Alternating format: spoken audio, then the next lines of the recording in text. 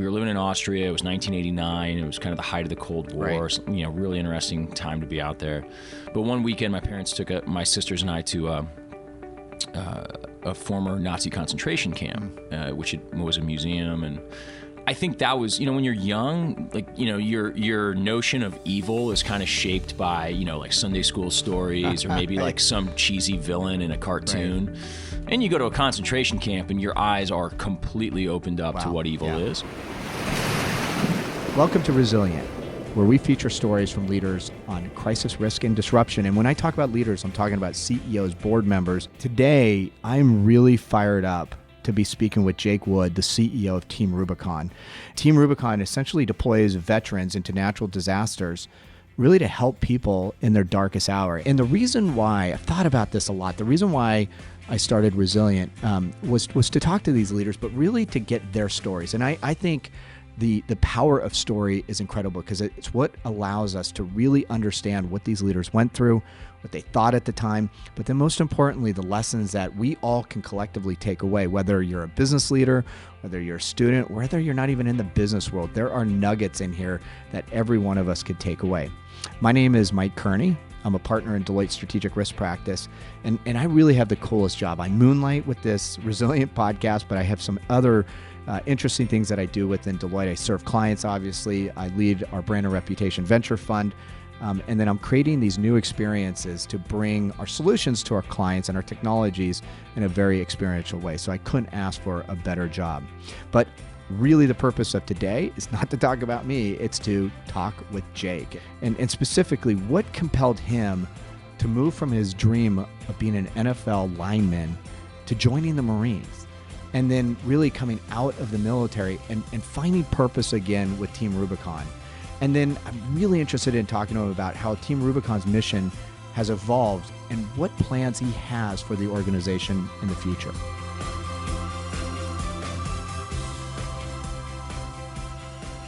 Hey, we're sitting here with Jake Wood, the CEO and founder of Team Rubicon.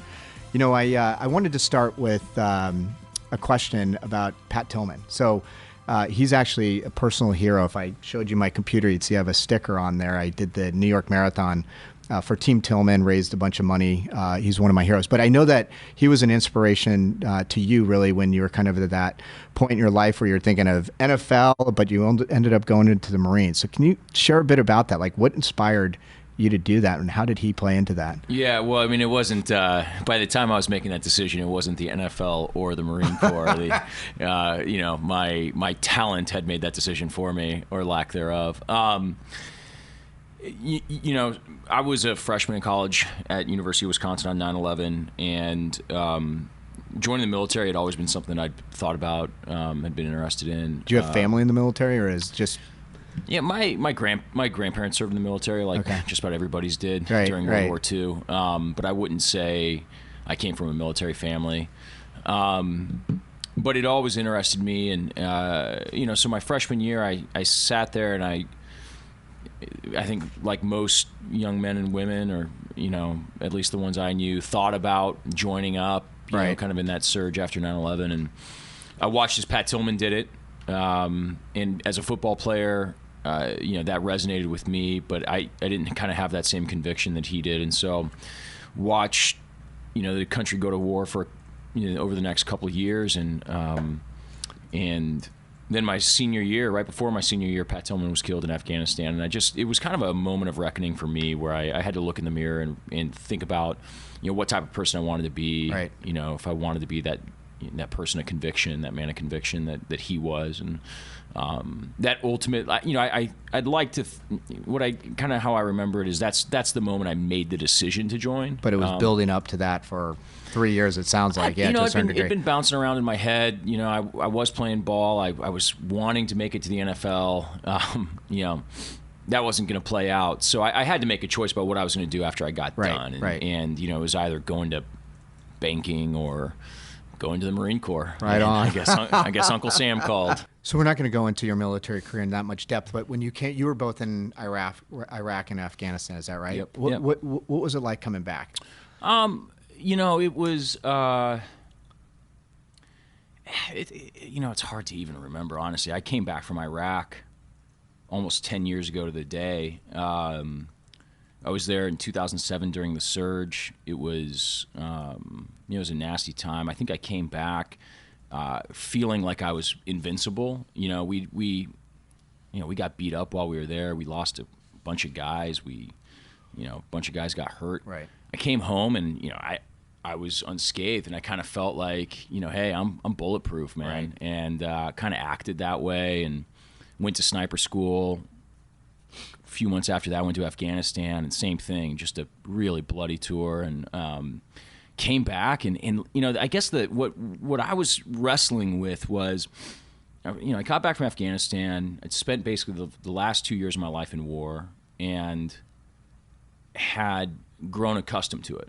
And so I was introspective enough to kind of pause and reflect and realize that it was becoming a little normal for me, and I didn't really like that. If I really thought about it, a lot of my friends were signing up for additional tours. They were re-enlisting, and it was a combination of they'd kind of grown addicted to it, and a combination of the mission wasn't done yet. I just sat there and I thought, man, I don't want this to define who I am. Well, I read, and maybe it was in another podcast that you did, but you actually indicated that one of the biggest challenges is that adrenaline rush that you get in war. Mm-hmm. And quite frankly, people miss it. Yeah. You'll never feel as alive, as those moments when you're like literally staring death in the face. Right. And, that is, it's why people jump out of airplanes. It's why people drive a motorcycle 150 miles an hour down the Pacific Coast Highway. I mean, it's like those are exhilarating things to do. In combat, it's probably the pinnacle of that. Yeah. Can you talk about how did you even get into natural disasters in the first place? I know there's quite an interesting backstory there, but maybe if you could share that. Yeah, I mean, not by design. I was going to go to school and be a consultant at Deloitte. And look at you now. Yeah.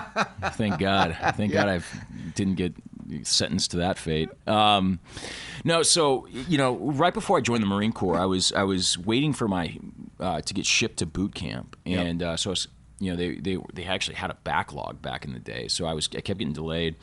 And Hurricane Katrina happened. A buddy of mine from high school called me up, Matt Hall. Say, hey, let's go down to New Orleans and help. I'm like, all right. So we, I drove, picked him up at Iowa State. He was, I think, finishing up another semester there, and we drove south. And it took us about 24 hours. We got down to the outskirts of New Orleans, and you couldn't get into New Orleans at the time. It was complete lockdown. So we just went into some areas around Lake Pontchartrain and started helping people. We had a couple chainsaws and stuff, and I thought that was kind of interesting, and went back, drank some beers, shipped off to boot camp, and 4 years later, I'm, January 2010, I just got out of the Marine Corps. I'm sitting around, I'm waiting to go to grad school, and the Haiti earthquake happens, and kind of the same thing. I'm sitting there, and I'm like, man, I could actually do something. I could actually do something. Unlike when I went down to Katrina, when I didn't know shit. Now I actually feel like I have some training and some skills, and so I called a couple of organizations. They all, none of them would take me as a volunteer. You called them and said, hey, I'd love to go down and help you out. And they said, no, we don't need anybody, or... Yeah, I mean, that's basically what they said. Yeah. And listen, at the time, I was infuriated. Now I get it. If somebody called, and this happened, during Harvey, I had 50 people call my cell phone and say, hey, send me to Houston. It's like, no. I saw you speak last week. I want on the... That's not how this works. Yeah. So I get it, but at the time I didn't get it, and so called a handful of friends. We ended up committing to go. We organized a team. We got down to Haiti 4 days later, something like that, and started working, and just the whole thing snowballed. We doctors started flying in to join us, nurses, more vets, and we just realized that everything we'd been taught in the military, short of how to shoot, was applicable down there, and so we came back and incorporated and started building it. That's the thing I'm curious about, because you obviously went through that experience and you said, gosh, I have an idea of something that we could do that's greater than just this one incident. A lot of people have ideas. So how did you go from like, wow, this is a cool thing that we could do, we can make a career out of it, to something that it is today? Well, I mean, I don't have any other experience in this, but Haiti itself was an impulse, right? It was just let's go help, and we'll tell it over beers for the rest of our lives about that one time we made this crazy choice to go down to Port-au-Prince after an earthquake. So, we come back from Haiti and we kind of think, oh, this was cool, and we kind of thought of it like a club more than an organization. We just figured we'd have a roster of 200 or 300 guys, mostly from special operations backgrounds and some doctors, and when bad stuff happened, we'd just deploy out, put the bat signal up, and we'd go. We did that in 2010. We kind of putzed around with it, weren't taking it. We took it seriously, but we weren't thinking in kind of grander scale. I think I read this, and if I didn't, correct me if I'm wrong, but I think you said, I was volunteer number one, so I get this. Is there any disaster or any story that stands out above them all that just is like, oh man, this is where I knew I could make an impact? Well, I mean, Haiti was, I think, as bad a disaster as I hope I ever see in my lifetime. Yeah. I mean, that country, that earthquake, the combination of those two, it was. There was so much suffering, and so we saw there the ability to literally save lives. We were saving lives, delivering babies. I mean, it was insane. But every disaster has that on some level. Somebody's life is destroyed in each and every one of these situations, and if you really just boil any one of them down to that one homeowner, that one citizen who had their entire life upturned. They're all different, they're all unique, but that element remains the same. This person has suffered their worst day, and what can we do to help them? Can you connect it back to veterans? Because it almost seems like, and your motto is, disasters are our business, veterans are our passion, which I love. I don't know who wrote that, but that's unbelievably compelling. Can you talk about, it almost feels like, to me, that the disasters are important, but it's almost helping veterans engage in something that has purpose. That's almost as important as helping the disaster victims. Is that right? Well, I mean, we are a disaster response organization, and just like the motto says, that's our business. Right. And we exist to help people on their worst day. That's kind of what we talk about. And so we build the organization to help those communities in times of crisis, but we know that one of the outcomes that happens is that there's this huge impact on the people that are doing the work. The organization's 80% veterans. That's by design. And when we think about the challenges that many but not all veterans face when they get out of the military and return to our communities, is they have some of these reintegration challenges. And a lot of people focus on kind of the symptoms, and it's jobs, it's housing, it's access to healthcare, and I think those are all very important things. But I think the foundation of those issues most typically is a lack of purpose, and that's compounded by a lack of community and a lack of identity. And so we focus on, or we talk about, how do you restore those three things in vets? And if you do that, we believe these are vets who are highly capable, highly trained. If you restore those three things, they're probably going to be able to go out and get a job, be a better family person, take care of their education, their healthcare, all that stuff. Have you seen, and maybe not any stories necessarily, but have you seen an impact in the veterans that you've worked with? Meaning, has it made a tangible difference in their lives? Oh, absolutely. We saw it very early. Anecdotally, we would have stories of veterans coming back talking about profound impact in their lives. Where we really knew we were having an impact there before we actually started measuring it quantitatively was you'd have spouses come and say, "Hey, thanks for giving me my husband back." That's probably better than any quantitative measure. Yeah, you have a spouse come and say, "Listen, I didn't even know who my husband was anymore, and now." That there's that spark inside him again, and that's the person that I loved and married, and that's pretty powerful when you hear that. And the way we talk about it is, veterans, they aren't the object of our charity. They're the agent of the change we're making. So, really, I think that's a really important distinction, because everything we talk about is, hey, vet, you, Joe Veteran, you have something yet to give. Right. You have value. You have skills. We're going to use them. Oh, by the way, you're going to get something out of it. Right. Yeah. And just kind of realigning that messaging, I think, really resonates with those veterans who are searching for something, whether or not they know it. And a lot of people don't even know it. They don't even know it, right? Yeah. Right. So, and hopefully you're okay talking about this, but I know that your best friend, Clay Hunt, was an integral part of Team Rubicon, and he took his life in 2011. And I read that actually impacted kind of the direction of the organization. Hopefully I've got that right, but can you talk about that? Yes. So, Clay taking his own life back in 2011 was one of those, and maybe kind of the straw that broke the camel's back that led to William and I really committing to building this full time. It was kind of at that point where we were either going to just be some, diddly, hobby organization, or actually, do make this something of to it, make something of it. And Clay's death, I think, revealed to me the power that this could have on veterans. Clay, he really, diagnosed with post-traumatic stress, but I do truly think that it was a lack of purpose that led him to, ultimately pull the trigger. He just didn't see a life of meaning anymore. And he was always a guy that was searching for meaning. Do you ever keep in touch with any of these people? I know that sounds random, but like from Haiti, have you ever seen or connected with any of them since you've been down there, or any of the other disasters? I'm friends with a couple of our interpreters on Facebook. I haven't been to Haiti since since I was down there initially. The Team Rubicon's returned a couple times for different reasons, but I myself haven't gone, and I'd like to. Yeah. Yeah. I mean, I try not to get too emotionally tied up in those things. Yeah.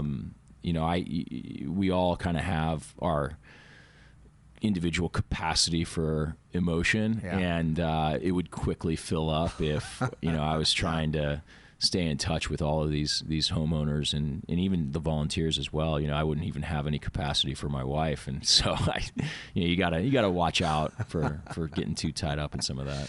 So one of the things, and this is kind of a weird question coming now, given the fact that it's been a series of natural disasters, but how do you keep your volunteers, which are in the 50,000, like about 65,000? Yeah. How do you keep them motivated and engaged when there's not a lot of natural disasters? So if you go back a year or two ago, what do you do to motivate them? I mean, first of all, it's important to understand that there are disasters happening every day in this country, across communities all over the U.S. We'll respond to 70 this year. The average citizen could probably only think of 2 or 3 that happened. I was blown away. You have a map. Yeah. Actually, I took a picture of it. Hopefully it's okay. We could post it. But I think I counted only 2 states that you guys have not responded. I don't know if that's right or not, but it looked. And like it's not North because there Dakota, haven't been South Dakota. disasters in those states. Yeah. It's because we just haven't gotten to them, right? So there's, think about floods. Every year, the Mississippi River floods every 2 years, and it's not like a flood that impacts a community. When the Mississippi River floods, there's 10 states impacted. Right. Hundreds and hundreds of communities all along those riverbanks. And so you could think about that as a flood, or you can think about that as there were 100 communities that were impacted. So, that means that there are 10 states from which TR volunteers can mobilize and deploy and have impact. But, so if we can kind of accept that there are hundreds of disasters in the U.S. and we're not even responding to, half of them yet. Yep. We keep our volunteers motivated and engaged through training. We really try to adopt that similar military mindset. One of the guys on our team has this saying: "When you rest, you rust." And so it's just you constantly have to train to stay sharp and avoid the rust. Bring a real life disaster to life for us. Like, what do you guys do? And how do you deploy, and what are your people in the field actually doing? So I don't know, we could use Harvey, the fires, any one of these examples. Yeah, I mean, so we have 2 primary buckets that we can think about. We have international operations and domestic operations. 95% of the work we do is domestic. Yep.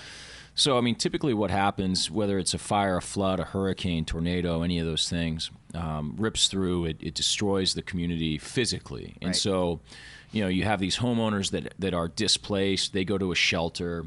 Typically, these shelters are managed by the Red Cross, maybe some faith-based groups. We're the organization that moves in and works with the authorities to actually stabilize the community and the structures. So we go through, we help the communities establish a common operating picture of what the damage looks like, and then we go through and systematically, clear debris, open roads, and help individual property owners stabilize their homes so they can get back into them faster. That's essentially what we do domestically. Now, Harvey was a little unique. We ran, some boat rescue operations. Those are rare occurrences where, the volume of like a swift water rescue need exceeds the capacity of the professional authorities. But it did in the situation of Harvey. Obviously, it did in Katrina. Maybe happens every couple of years on a big scale. So we assisted there. Internationally, we mostly do remote medical work. So, earthquake happens in Nepal. We go in, we send, pretty elite medical teams, mobile medical teams in, and they'll go outside of the main cities into remote outlying villages and communities and deliver, sometimes life-saving medical aid, search and rescue capabilities. And with that is kind of a reconnaissance component where they can report back to authorities the damage that they're encountering, the needs of the population, things like that, so that aid gets distributed more equitably. So one of the things I loved, although it feels like you've made a little pivot, so I'm curious, but I think in the early days you guys were known for breaking the rules, like not necessarily playing by the rules when you go stretching rules, breaking, stretching. What's the difference? Right? And once again, thinking of this as a start, which it feels like a startup here. This is like one of the coolest places I've been, but I think in order for startups to grow and make an impact, you do have to break rules. Yeah, it's a balance. Yeah. I think if you want to have long-term enduring impact, you have to, you have to play well with others. Right. We know that the rule, and many of the rules exist for good reason. And once we began better understanding the rules and the framework, we understood, the why, and we were able to operate within that framework in a way that I think maximized its efficiency. Right. Now, I think what we still try to do is challenge norms, which are a little bit different than rules, right? Mm-hmm. It kind of the norms are the way things have always been done, and those are, I think, meant to be challenged in any industry or any sector. We named this podcast Resilient. And I would imagine you, of anybody that we've had on, just because of your military days and then also all the recovery efforts, have seen resilient people. What do you think of when you hear that word? Like, what terms or what attributes come to mind? One of our favorite words around here is grit. Just the ability to clench your teeth and move forward. Right. We've always valued grit and tenacity, and I think when I think of resilience, I think about life's going to punch you in the face. It always will. It's punched me in the face numerous times, mostly figuratively, sometimes literally, and you can't flinch, right? You got to take it. You got to get yourself up. You got to dust yourself off, and you got to keep walking forward and. And grit your teeth, right, or clench your jaw, and So. It's interesting. Grit. There was I forget who wrote this article, but it is the #1 determinant of a kid's success. Yeah, I read that too, and I thought it was really fascinating because everybody's like, "Oh no, it's great," or what school you go to. It's your ability to kind of persevere. Yeah, and clench your teeth, like you said. Yeah, just. You know what? Like, tighten up that jaw, just walk forward into that uncertainty, walk through the adversity. It's interesting. We have, I've recently seen some people who lacked that, and it actually just shocked me. I saw people kind of buckle under the weight of life. Right. And what was happening, the life that they were experiencing was kind of like It's life. Too great for them, yeah. It was sad circumstance. Like I had empathy. Like, hey, that sucks. Life punched you in the face. Right. Why are you crumpling like a paper tiger right now? Like, get up, dust yourself off, come back to work, right? What about plans to take Team Rubicon to the next level? What's like if you were to, I'm sure I've learned all the different ideas that you guys have floating around, but when you look at Team Rubicon in 5 to 10 years, is there anything that stands out, anything that you really want to do? Well, we want to do it all. I think that there's an opportunity. We talk about kind of weaving Team Rubicon into the fabric of America, making it an expectation for service members to join it when they leave the military, making it an expectation that communities turn to us when they are in crisis. We're usually pretty boring when I get asked that question because I just say we're going to do more and we're going to do it better. What we're doing, yeah. Yep. What about, I want to pivot to leadership. So you've probably worked with some incredible people. Is there anybody that stands out that you'd like to identify and maybe what they taught you?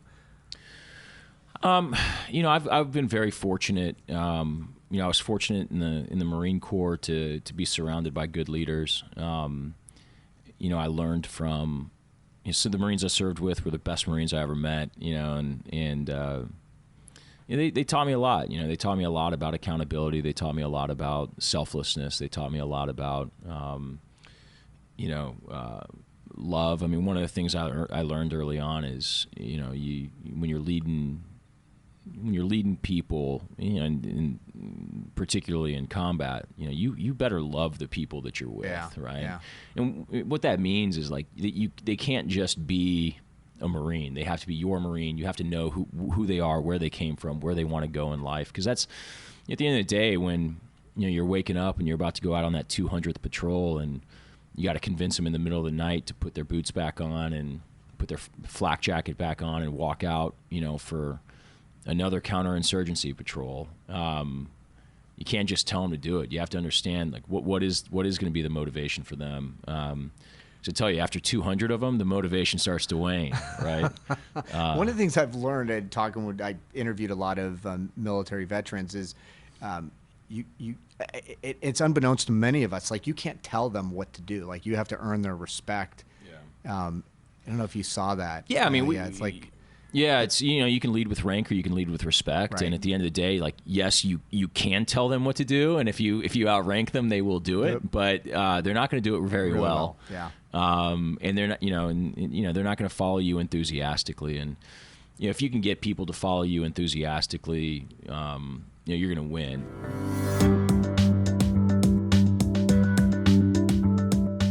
What an incredible conversation. Jake, if you're listening, thank you very much. I can't tell you how awesome it is for me to sit here with leaders and ask them any question that I want. And really, when I prepare for these, the way that I think about it is I ask questions that I am super curious about. And hopefully that translates to questions that you all would ask as well. And the answers that Jake gave us today, wow, that was awesome. I really appreciate everybody out there listening to Resilient. Once again, I get a lot of feedback, a lot of commentary on social media, which is fantastic. And we couldn't produce this podcast without a great partnership with our friends at Rivet Radio. So Janine and others, thank you very much for everything that you do. One of the things I would say is, as I indicated at the beginning, we've been on a bit of hiatus, which has given me the opportunity to go back and look at all the different interviews that we've done over the last 18 months. And, I'm so proud of the different folks that we've interviewed and so thankful that they've given the gift of time.